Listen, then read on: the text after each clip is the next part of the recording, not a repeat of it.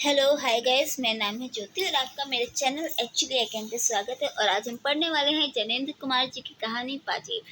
पाजेब जो कि पायल के जैसी होते हैं, लेकिन वो थोड़ी सी मोटी होती है, थोड़ी हैवी होती है ना। तो हम पढ़ने वाले पाजेब ये क्या है, बाल मनोविज्ञान के ऊपर आधारित है। ठीक है कि एक बच्चे की मानसिक दशा कैसी होती है अपने आसपास के एनवायरनमेंट के अकॉर्डिंग। ठीक है, हम इसमें यही पढ़ेंगे, बाल मनोविज्ञान के ऊपर आधारित है। चलिए कहानी स्टार्ट करते हैं। बाजार में एक नई तरह की पाजेब चली है। पैरों में पड़कर वे बड़ी अच्छी मालूम होती है। उनकी कड़ियां आपस में लचक के साथ जुड़ी रहती हैं कि पाजेब का मानो निज का आकार कुछ नहीं है, जिस पाँव में पड़े उसी के अनुकूल ही रहती है। पास पड़ोस में सब नन्ही बड़ी के पैरों में आप वही पाजेब देख लीजिए। एक ने पहनी कि फिर दूसरी ने भी पहनी। देखा देखी में इस तरह उनका न अपना पहनना मुश्किल हो गया। हमारी मुन्नी ने भी कहा कि बाबूजी हमें भी पाजेब पहनेंगे। बोलिए, भला कठिनाई से 4 बरस की उम्र और पाजेब पहनेगी? मैंने कहा, कैसी पाजेब? बोली, वही जैसी रुक्मणी पहनती है, जैसी शीला पहनती है। मैंने कहा, अच्छा अच्छा। बोली, मैं तो आज ही मंगा लूंगी। मैंने कहा, अच्छा भाई, आज सही। उस वक्त तो खैर मुन्नी किसी काम में बहल गई, लेकिन जब दोपहर आई मुन्नी की बुआ, तब वे मुन्नी सहज मानने वाली ना थी। बुआ ने मुन्नी को मिठाई खिलाई और गोद में लिया और कहा कि अच्छा, तो तेरी पाजेब अब के इतवार को जरूर लेती आऊंगी। इतवार को बुआ आई और पाजेब ले आई। मुन्नी पहनकर खुशी के मारे यहाँ से वहाँ ठुमकती फिरी। रुक्मणी के पास गई, कहा, देख रुक्मणी, मेरी पाजेब। शीला को भी अपनी पाजेब दिखाई। सबने पाजेब पहनी देखकर उससे प्यार किया, तारीफ की। सचमुच वह चांदी के सफ़ेद 2-3 लड़ियों सी टखनी के चारों ओर लिपटकर चुपचाप बिछी हुई बहुत ही सुघड़ लगती थी और बच्चे की खुशी का ठिकाना न था।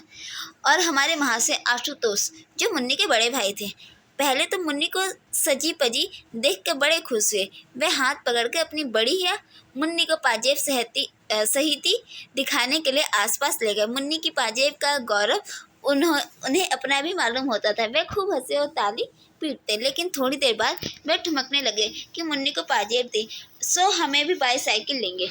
बुआ ने कहा कि अच्छा बेटा, आपका जन्मदिन को तुझे बाईसाइकिल दिलवाएंगे। आशुतोष बाबू ने कहा कि हम तो अभी लेंगे। बुआ ने कहा, छी छी, तू कोई लड़की है? जिद तो लड़कियां किया करती है, और लड़कियां रोती हैं। कहीं बाबूजी साहब लोग रोते हैं। आशुतोष बाबू ने कहा कि तो हम बाईसाइकिल जरूर लेंगे जन्मदिन वाले रोज। बुआ ने कहा कि हाँ, यह बात पक्की रही, जन्मदिन पर तुमको बाईसाइकिल मिलेगी। इस तरह वह इतवार का दिन हंसी खुशी पूरा हुआ। शाम होने पर बच्चों की बुआ चली गई। पाजेब का शौक घड़ी भर का था, फिर उतार कर रख दी गई, जिससे कहीं खो न जाए। पाजेब वह बारीक और सुबक काम की थी, सो खासे दाम लग गए थे। श्रीमती जी ने हमसे कहा, क्यों जी, लगती तो अच्छी है, मैं भी अपने लिए बनवा लूं? मैंने कहा कि क्यों ना बनवाओ, तुम कौन 4 बरस की नहीं हो। खैर यह हुआ, पर मैं रात को अपनी मेज पर था कि श्रीमती ने आकर कहा कि तुमने पाजेब तो नहीं देखी। मैंने आश्चर्य से कहा कि क्या मतलब? बोली कि देखो, यहाँ मेज वेज पर तो नहीं है, एक तो है पर दूसरे पैर की मिलती नहीं, जाने कहाँ गई। मैंने कहा कि जाएगी कहाँ, यही कहीं देख लो, मिल जाएगी। उन्होंने मेरे मेज का कागज उठाने धरने शुरू किया और अलमारी की किताबें टटोलने डालने का भी मंसूबा दिखाया। मैंने कहा कि यहाँ क्या कर रही हो? यहाँ वहाँ से आएगी। जवाब में वही मुझी से पूछने लगी, फिर कहाँ है? मैंने कहा, तुमने ही तो रखी थी। कहाँ रखी थी? बतलाने लगी कि दोपहर के बाद कोई 2 बजे उतार कर दोनों को अच्छी तरह संभाल कर उस नीचे वाले बक्से में रख दी थी। अब देखा तो एक है, दूसरी गायब है। मैंने कहा कि तो चलकर वह इस कमरे में से कैसे आ जाएगी? भूल हो गई होगी, एक रखी होगी, एक वहीं कहीं फर्श पर छूट गई होगी। देखो, मिल जाएगी, कहीं जा नहीं सकती। इस पर श्रीमती कहा, सुनाई करने लगी, तो तुम तो ऐसे ही हो, खुद लापरवाह हो, दोष उल्टे मुझे देते हो। कह तो रही हूँ कि मैंने दोनों संभाल कर रखी थी। मैंने कहा कि संभाल कर रखी थी, तो फिर यहाँ वहाँ क्यों देख रही थी? जहाँ रखी थी वहीं से ले लो ना। वहाँ नहीं है तो फिर किसी और ने निकाल ली होगी। श्रीमती बोली कि मेरे भी यही ख्याल हो रहा है। हो न हो बंसी नौकर ने निकाली हो। मैंने रखी तब वह मौजूद था। मैंने कहा तो उससे पूछा? बोली वह तो साफ इनकार कर रहा है। मैंने कहा तो फिर? श्रीमती जोर से बोली तो फिर मैं क्या बताऊं? तुम्हें तो किसी बात की फिक्र ही नहीं है। डांट कर कहते क्यों नहीं हो उस बंसी को बुलाकर? जरूर पाजेब उसी ने ली है। मैंने कहा कि अच्छा, तो उसे क्या कहना होगा? यह कहूँ कि ला भाई पाजेब दे दे? श्रीमती झल्ला के बोली कि जो हो चुका सब कुछ तुमसे। तुमने ही तो उस नौकर को जात का सहजोर बना रखा है। डांट ना फटकार, नौकर ऐसे सिरना चढ़ेगा तो क्या होगा? बोली कि कह तो रही हूँ कि किसी ना उस बक्से से निकाल ही लिया होगा, और 16 में 15 आने यह बसी है। सुनते हो ना, वही है। मैंने कहा कि मैंने बंसी से पूछा था, उसने नहीं ली मालूम होती है। इस पर श्रीमती ने कहा कि तुम नौकरों को नहीं जानते, वे बड़े छठे होते हैं। बंसी चोर जरूर है, नहीं तो क्या फरिश्ते लेने आते? मैंने कहा कि तुमने आशुतोष से भी पूछा? बोली पूछा था, वह तो खुद ट्रंक और बक्स के नीचे घुस घुस कर खोजने में मेरी मदद करता रहा।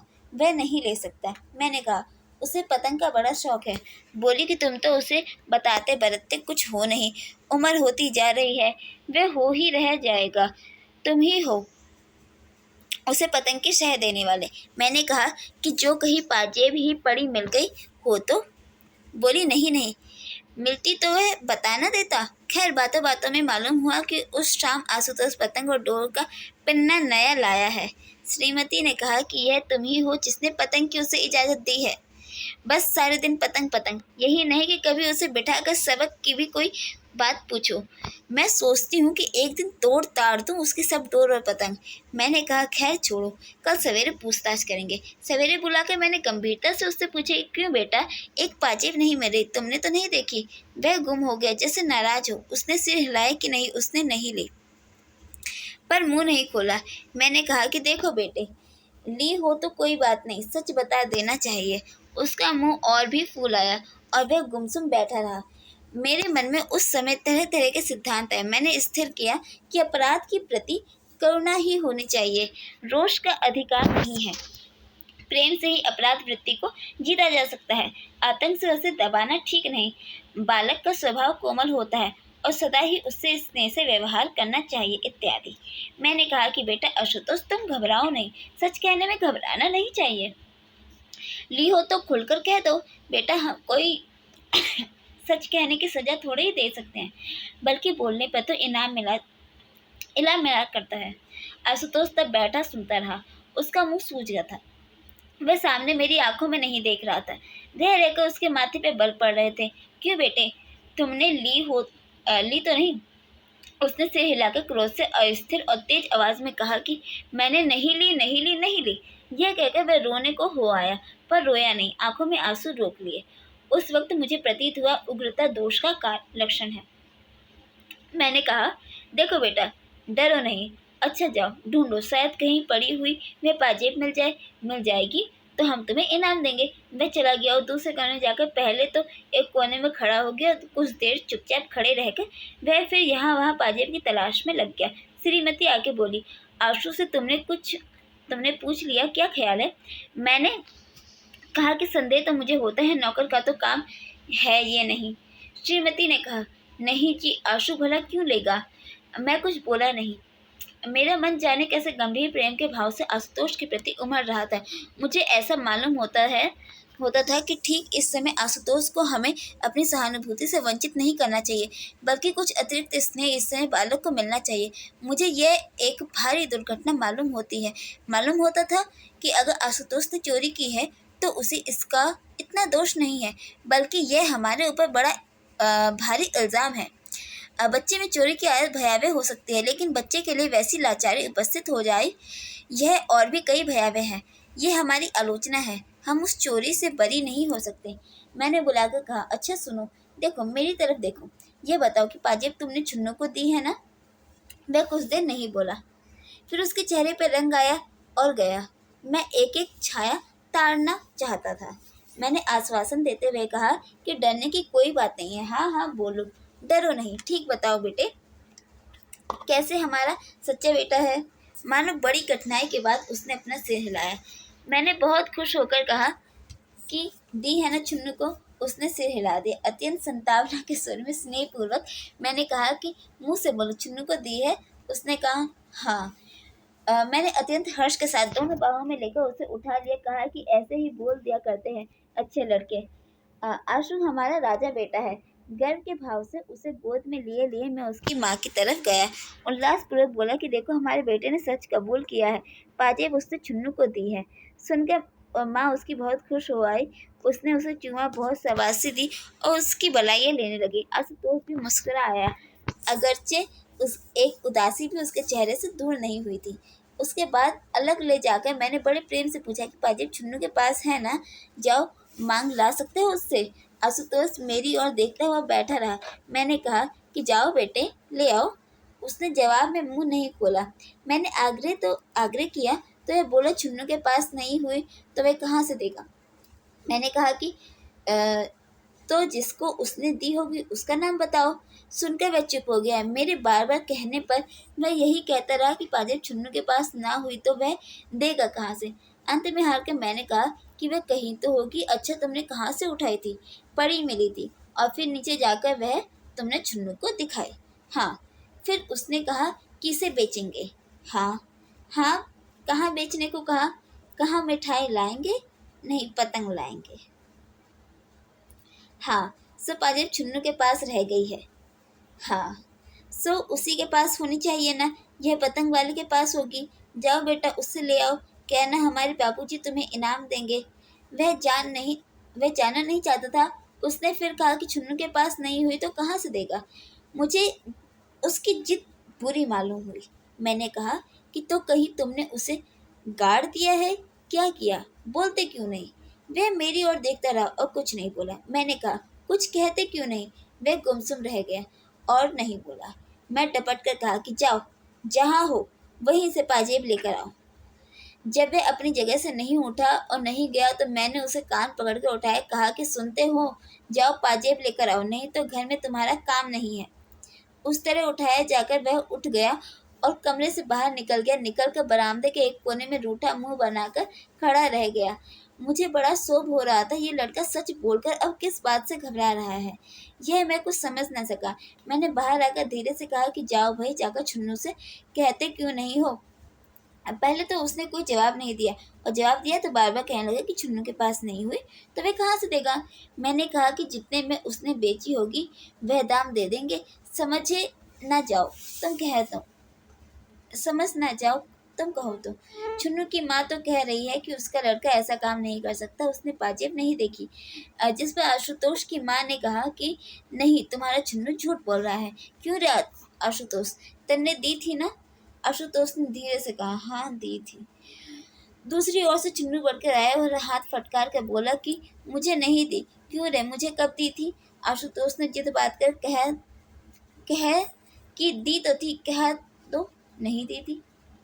नतीजा यह हुआ कि छुन्नू की माँ ने छुन्नू को खूब पीटा, खुद भी रोने लगी, कहती जाती कि हाय रे, अब हम चोर हो गए, वो लक्ष्मी औलाद जाने कब मिटेगी। बात दूर तक फैल चढ़ी, पड़ोस की स्त्रियों में पवन पड़ने लग गई। और श्रीमती ने घर लौट के कहा कि छुन्नू और उसकी माँ दोनों एक से हैं। मैंने कहा कि तुमने तेजी क्यों कर डाली? ऐसी कोई बात भला सोचती है? बोली कि हाँ, मैं तो तेज बोलती हूँ। अब जाओ ना, तुम ही उनके पास से पाजेब निकाल कर लाते क्यों नहीं? तब जानू जब पाजेब निकलवा दो। मैंने कहा कि पाजेब से बढ़कर शांति है, और शांति से तो पाजेब मिल नहीं जाएगी। श्रीमती बुदबुदाते हुए नाराज होकर मेरे सामने से चली गई। थोड़ी देर बाद छुन्नू की माँ हमारे घर आई। श्रीमती उन्हें लाई थी। अब उनके बीच गर्मी नहीं थी। उन्होंने मेरे सामने आकर कहा कि छुन्नू तो पाजेब के लिए इनकार करता है। पाजेब कितने की थी? मैं उसके दाम भर सकती हूँ। मैंने कहा, यह आप क्या कहती हैं? बच्चे बच्चे हैं। आपने छुन्नू से सहूलियत से पूछा भी? उन्होंने उसी समय छुन्नू को बुलाकर मेरे सामने कर दिया। कहा कि क्यों रे, बता क्यों नहीं देता? जो तन्ने पाजेब देखी हो चुन्नू ने जोर से सिर हिलाकर इनकार किया और बताया कि पाजेब आशुतोष के हाथ में मैंने देखी थी और वह पतंग वाले को दे आया। मैंने खूब देखी है, वह चांदी की थी। तुम्हें ठीक मालूम है? हाँ, वह मुझसे कह रहा था कि तू भी चल, पतंग लाएंगे। पाजेब कितनी बड़ी थी बताओ तो? चुन्नू ने उसका आकार बताया, जो ठीक ही था। मैंने उसकी माँ की तरफ देखकर कहा कि देखिए ना, पहले यही कहता था कि मैंने पाजेब देखी तक नहीं, अब कहता है कि देखी है। माँ ने मेरे सामने चुन्नू को खींचकर तभी धमधम पीटना शुरू कर दिया। कहा कि क्यों रे, झूठ बोलता है, तेरी चमड़ी ना उधेड़ी तो? मैं नहीं, मैंने बीच बचाव करके चुन्नू को बचाया। वह शहीद की भांति पिटता रहा, रोया बिल्कुल नहीं, और एक कोने में खड़े आशुतोष को जाने किस भाव से देख रहा था। खैर, मैंने सबकी छुट्टी दी। कहा, जाओ बेटा, चुन्नू खेलो। उसकी माँ को कहा, आप उसे मारिएगा नहीं, और पाजेब कोई ऐसी बड़ी चीज नहीं है। चुन्नू चला गया। तब उसकी माँ ने पूछा कि आप उसे कसूरवार समझते हो? मैंने कहा कि मालूम तो होता है कि उसे कुछ पता है और वह मामले में शामिल है। इस पर चुन्नू की माँ ने पास में बैठी हुई मेरी पत्नी से कहा, चलो बहन जी, मैं तुम्हें अपना सारा घर दिखाई देती हूँ, एक एक चीज देख लो। होगी पाजेब तो जाएगी कहाँ? मैंने कहा, छोड़िए भी, बात को बात बढ़ाने से क्या फायदा। सो जो तो मैंने उसे दिलासा दिया, नहीं तो वह चुन्नू को पीट पाट हाल बेहाल कर डालने के प्रण ही उठाए ले रखी थी। कुलक्षणी, आज उसी धरती में नहीं गाड़ दिए तो मेरा नाम नहीं। खैर, जिस तिस भांति बेखेड़ा टाला। मैं झंझट में दफ्तर भी समय पर नहीं जा सका। जाते वक्त श्रीमती को कहा गया कि देखो, आशुतोष को धमकाना मत, प्यार से सारी बातें पूछना, धमकाने से बच्चे बिगड़ जाते हैं और हाथ कुछ नहीं आता, समझी ना। शाम को दफ्तर से लौटा तो श्रीमती से सूचना थी कि आशुतोष ने सब बता दिया है। 11 आने पैसे में वह पतंग पाजे पतंग वाले को दे दी है। उसने उसे थोड़ी थोड़ी करके देने को कहा है। 5 आने जो दिए वह चुन्नू के पास है। इस तरह रती रती बात उसने कह दी। कहने लगी कि मैंने बड़े प्यार से पूछ पूछ कर यह सब उसके पेट में से निकाला है। 2-3 घंटे में मगज मारती रही। हाय राम, बच्चे का भी क्या जी होता है। यह सुनकर मैं सुनकर खुश हुआ। मैंने कहा कि चलो अच्छा है, अब 5 आने बेच कर पाजेब मंगवा लेंगे। लेकिन यह पतंग वाला भी कितना बदमाश है, बच्चों के हाथ से ऐसी चीजें लेता है। उसे पुलिस में दे देना चाहिए, उचक्का कहीं का। फिर मैंने पूछा कि आशुतोष कहाँ है। उन्होंने बताया कि बाहर ही कहीं खेल ख्याल रहा होगा। मैंने कहा कि बंसी जाकर उसे बुला तो लाओ। बंसी गया, उसने आकर कहा कि वो अभी आते हैं। क्या कर रहा है? चुन्नू के साथ गिल्ली डंडा खेल रहे हैं। थोड़ी देर में आशुतोष आया, तब मैंने उसे गोद में लेकर प्यार किया। आते आते उसका चेहरा उदास हो गया और गोद में लेने पर भी वह कुछ विशेष प्रसन्न नहीं मालूम हुआ। उसकी माँ ने खुश होकर कहा कि आशुतोष ने सब बातें अपनी आप पूरी पूरी बता दी। हमारा आशुतोष बड़ा सच्चा लड़का है। आशुतोष मेरी गोद में टिका रहा, लेकिन अपनी बड़ाई सुनकर भी उसको कुछ हर्ष नहीं हुआ, ऐसा प्रतीत होता था। मैंने कहा कि आओ चलो, अब क्या बात है? क्यों हजरत, तुमको 5 ही आने तो मिले हैं ना, हमसे 5 आने मांग लेते तो क्या हम ना देते? सुनो, अब से ऐसा मत करना बेटे। कमरे में जाकर मैंने उससे फिर पूछताछ की, क्यों बेटे, पतंग वाले ने 5 आने तुम्हें दिए हैं ना? तुम्हें दिए ना? हाँ। वह और वह चुन्नू के पास है ना? हाँ। अभी तो उसके पास होंगे ना? नहीं। खर्च कर दिए? नहीं। नहीं खर्च किए? हाँ। खर्च किए कि नहीं खर्च किए? उस ओर से प्रश्न करने वह मेरी ओर देखता रहा, उत्तर नहीं दिया। बताओ, खर्च कर दिए कि अभी नहीं? जवाब में उसने एक बार हाँ कहा तो दूसरी बार नहीं। मैंने कहा, तो यह क्यों नहीं कहते कि तुम्हें नहीं मालूम? हाँ बेटा, मालूम है ना। हाँ। पतंग वाले से पैसे चुन्नू ने लिए हैं ना? हाँ। तुमने क्यों नहीं लिए? वह चुप। इकन्या कितनी थी बोलो? 2। बाकी पैसे थे? हाँ। दुअन्निया थी? हाँ। मुझे क्रोध आने लगा। डपट कर कहा कि सच क्यों नहीं बोलते जी, सच बताओ। कितनी इकन्या थी और कितनी क्या थे? वह गुमसुम खड़ा रहा, कुछ नहीं बोला। बोलता क्यों नहीं? वह नहीं बोला। सुनते हो? बोला नहीं तो?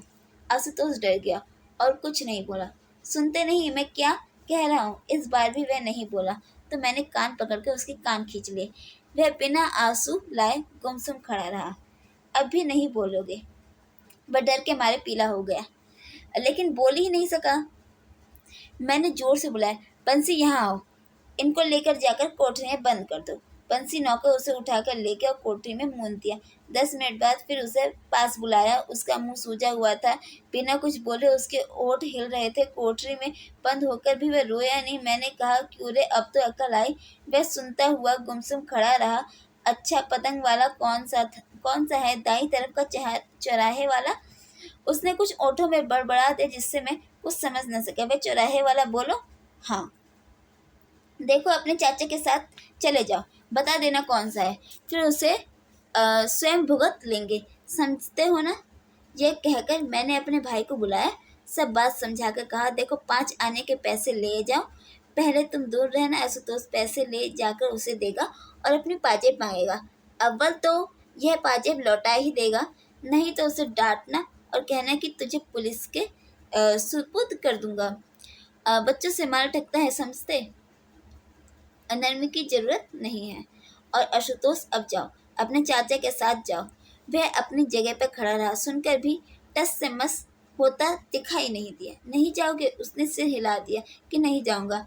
मैंने तब उसे समझा कर कहा, भैया, घर की चीजें दाम लगे हैं, भला 5 आने में रुपया का माल किसी के हाथ खो दोगे? जाओ, चाचा के संग जाओ, तुम्हें कुछ नहीं कहना होगा। हाँ, पैसे दे देना और अपनी चीज वापस मांग लेना। दे तो दे, नहीं तो नहीं दे, तुम्हारा इससे कोई सरोकार नहीं। सच है ना बेटे? अब जाओ। पर वह जाने को तैयार ही नहीं हुआ। मुझे लड़के की गुस्ताखी पर बड़ा बुरा मालूम हुआ। बोला, इसमें बात क्या है? इसमें मुश्किल क्या है? उसकी में मुश्किल कहाँ है? समझाकर बात कर रहे हैं, सो समझता ही नहीं, सुनता ही नहीं। मैंने कहा कि क्यों रे, नहीं जाएगा? उसने फिर से हिला दिया, नहीं जाऊंगा। मैंने प्रकाश, अपने छोटे भाई को बुलाया, कहा, प्रकाश, इसे पकड़ कर ले जाओ। प्रकाश ने उसे पकड़ा और आशुतोष अपने हाथ पैरों से उसका प्रतिकार करने लगा। वह साथ जाना नहीं चाहता था। मैंने अपने ऊपर बहुत जब्र करके फिर आशुतोष को पुचकारा कि जाओ भाई, डरो नहीं, अपनी चीज घर में आएगी, इतनी सी बात समझते नहीं। प्रकाश, इसे गोद में उठाकर ले जाओ और जो चीज मांगे उसे बाजार में दिला देना। जाओ भाई आशुतोष। पर उसका मुंह फूला हुआ था। जैसे तैसे बहुत समझाने पर वह प्रकाश के साथ चला। ऐसे चला मानो पैर उठाने उसे भारी हो रहे हो।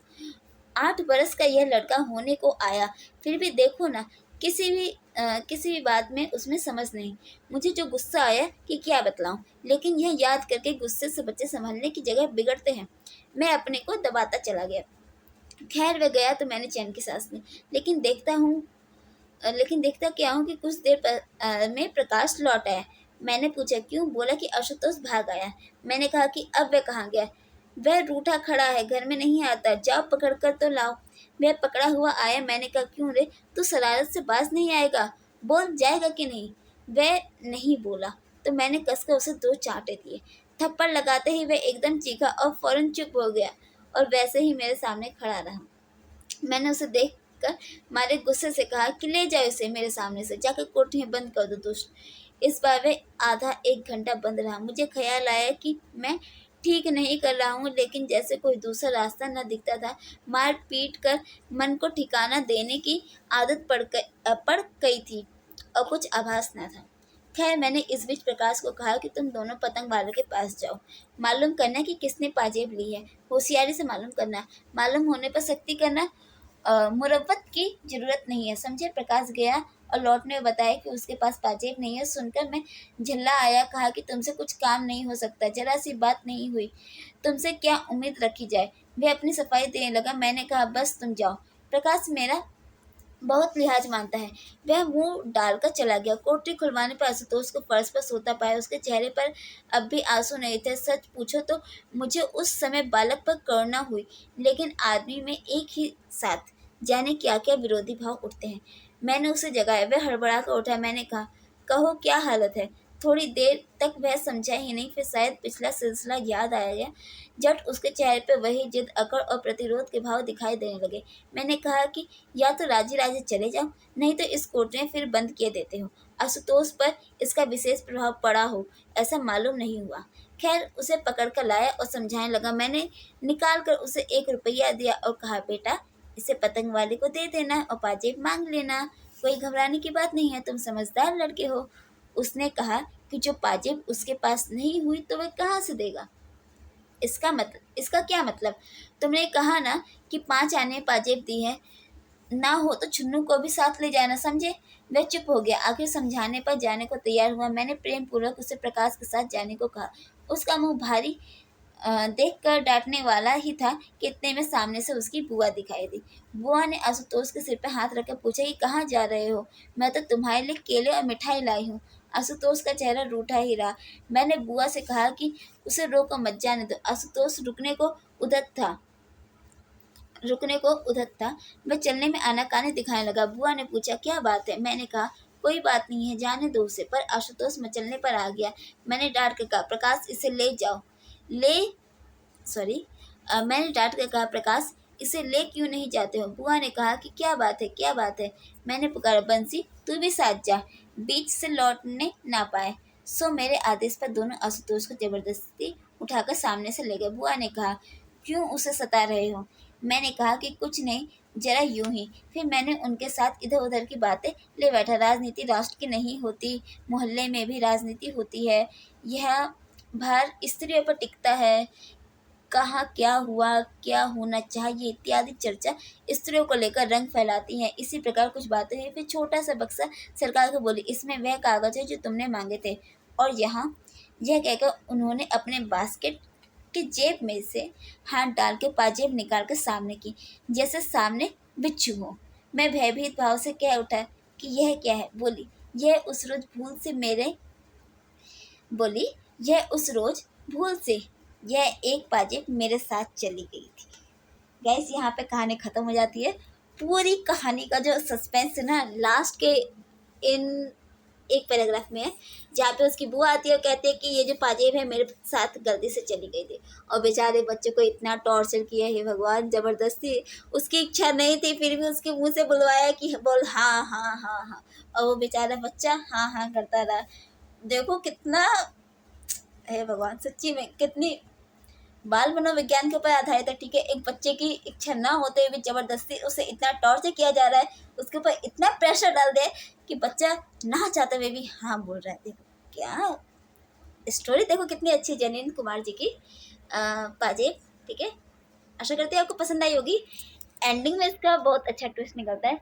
एक बार पढ़िए ना, एक बार फिर से पढ़ना, बहुत मजा आएगा। स्टोरी काफ़ी लेंथी है ना, चलिए अच्छी बात है।